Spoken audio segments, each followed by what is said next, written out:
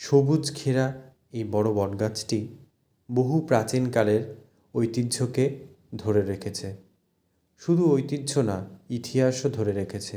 মন্দিরটি বহু প্রাচীনকাল থেকেই বিরাজমান। তবে এই মন্দিরটি কোথায়? এই মন্দিরটি হচ্ছে নৃসিংহদেবতলা। কৃষ্ণনগর থেকে যে সমস্ত বাসগুলি নবদ্বীপ যাওয়ার উদ্দেশ্যে রওনা হয়, তার মধ্যখানে রাস্তায় পড়ে ঠাকুরতলা বা নৃসিংহদেবতলা।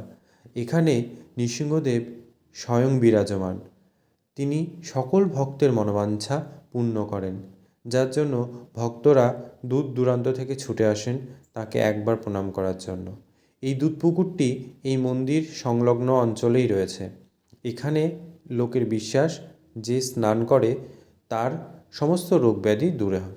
যথারীতি সেখান থেকে পুজো দিয়ে প্রসাদ পেয়ে ফিরতে ফিরতে অনেকটাই লেট হয়ে গেছিলো, যার ফলে সন্ধ্যা নেমে যায়। আর আমার দেরি হয়ে গেছিলো এই কারণেই, আমি যেতেই আমার দেরি হয়ে গেছিলো, তাই ফিরতেও আমার বেশ খানিকটা লেট হয়ে যায়। তো সকলকে জানাই হ্যাপি নিউ ইয়ার। সবার এই বছরটি, নতুন বছরটি খুব ভালো কাটুক। সবাই সুস্থ থাকবেন, ভালো থাকবেন, হাসি খুশি থাকবেন, আনন্দে থাকবেন। সবার যেন এই পুরো বছরটা ভালো কাটে। ধন্যবাদ ভিডিওটি দেখার জন্য।